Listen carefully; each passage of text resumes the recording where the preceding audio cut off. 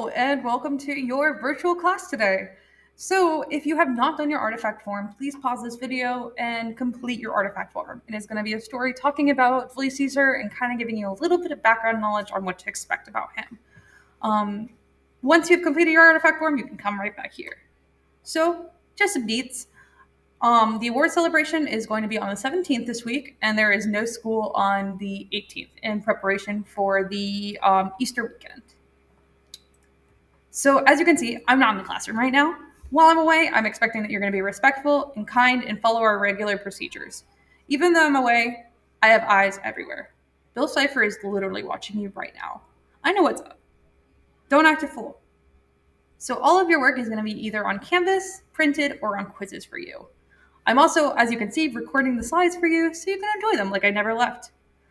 There will be some extra information in the slides for you if you watch the recorded version, but you can also use the original version as well.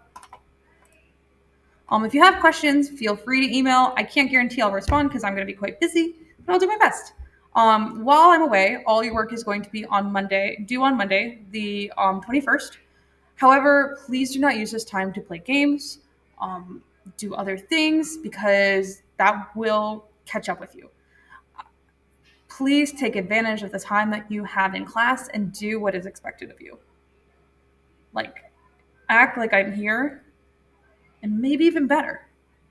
So let's get with it. So today's goal is going to be talking about why did Rome change their government again? Because as we've already talked about, Rome goes through it a few times. So we've already talked about the three main governments that Rome is going to have, which is the monarchy, republic, and dictatorship. A monarchy, mono, one, is one ruler. A republic is going to be when you vote for people to represent you. And a dictatorship is going to be when you have a singular ruler who is commonly making all of the rules. Rome's a little weird with this because we'll get there. I'm getting ahead of myself. I'm too excited. So as we talked about, a republic is going to be the public's matter, where you are voting for elective officials, two councils, and then the whole group of the Senate to make decisions for you about your local government. During this time, also in Rome, they've begun expanding. So Rome's goal is to be the largest that they can be. I mean, why not own everything? You deserve it, girl. So they go off and start owning different parts of Asia, Europe, and even Africa.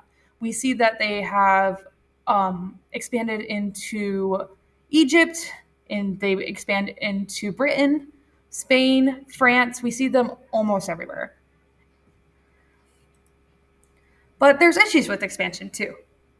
There was an economic disparity where the rich were getting richer during this time, but the poor were getting poorer. And so there was conflict between social classes. The army was being overused because they were so spread out that it was very difficult for the army to be there to protect certain areas. And slaves were being overused. If you remember, a lot of the slaves of ancient Rome were going to be prisoners of war. So they're people from places they've taken over. Once they take over these places, they're starting to kind of run out. Not only that, but slaves are starting to revolt. They're starting to rise up against this because, it's fair. So here's the tea. Rome ends up changing drastically because of four main guys. So there's Julius Caesar, Pompey, Crassus, and Brutus. And the first three are the besties. This is the first triumvirate. And they are going to be the crew. They work together in order to achieve their goals. So the triumvirate is going to be a group of Julius Caesar, Crassus, and Pompey. And because they have similar backgrounds, they're all been generals, they're all working in the Senate, they're all rich. They decide to work together in secret and to have control over the government and over the Senate by kind of swaying ideals. They're already pretty well liked. Caesar is already really charismatic. Pompey's a really well-known general. And then Crassus is actually the richest man in Rome. So he already has a lot of power going for him.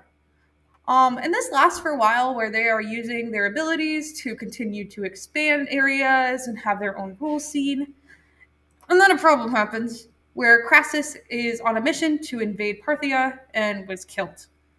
Uniquely, being the richest man, he was killed by having molten gold poured down his throat. So normally when you're in a group of three, everything's good. Like if you want to hang out with one friend, awesome. If you want to hang out with two friends, awesome. Well, Caesar and Pompey, just being the two, they start kind of butting heads. And Pompey already has beef because he's dating like Caesar's sister or daughter. It's there's tea everywhere. There's too much tea for us. So they start tensioning and they start going at it. They begin a civil war. So Julius Caesar is pretty much against now the whole republic because Pompey is bringing all the Senate and being like, yo, this guy's weird. But Julius Caesar kind of has an ace up his sleeve in the fact that the public love him. He really wants to make reforms to help the poor succeed. He wants to get land for veterans. There is so many things he wants to do to help his fellow people. And it's really, people start to feel really hopeful hearing this. But he also secretly wants power. He wants to end the republic. He wants to be the singular ruler. So this tea goes on, and the civil war goes on in numerous little battles, tons of bureaucracy. It's going down. And then Pompey is like, I'm done with that. I'm done with being in this little group. I am fully for the Senate. And eventually he realizes it's not going to go well. And he tries to run away into Egypt, but he is quickly assassinated because Caesar has friends with Cleopatra. So it's a whole mess. And so now Caesar is the only one. With the power, Julius Caesar decides that he is going to be a complete dictator. Caesar's main goals with being a dictator is to redistribute land to the poor, cancel debts, and make Rome stronger. But like I said previously, he also wants this power. He wants this abilities. So people start to get really worried because the idea of the Republic, of having people in your court voting for you, a lot of people like it. And Caesar is like doing his plan quite slowly, where he's slowly ending the Republic, and all of these men who are in the Republic are losing power. And somebody named Brutus gets really upset by this. Brutus is kind of like, there's some documentation that he might even be Caesar's adopted son, but he is this man who works along with Caesar, really admires him, and to see what he holds dear, being the Republic, start to fall, Brutus hatches a plan. It's assassination.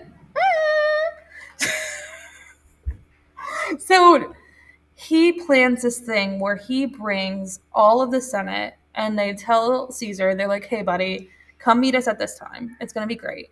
And they all go and they stab him. And we call that the Ides of March. It's March 15th. And they all assassinate Julius Caesar. And they're like, that's it. That's the end. Everything's going to be great. The Republic's going to come back. What Brutus doesn't know is that this is the beginning. With Julius Caesar having so many people who like him and so many followers that look up to him, they start looking for another leader. They actually end up looking for his nephew, Octavius. And we're going to talk more about him tomorrow, but it gets weird. So what you're going to do to find out more well-explained details than what I'm giving you is that we are going to read. So on Canvas, you have a source document. Remember, a source document is one that comes directly from the source. So there are actually quotes in this document that come from people who were there at the Ides of March. I want you to answer it and do the writing prompt and the questions, please. I hope you enjoyed my 10-minute rant. I love you. Have a great day.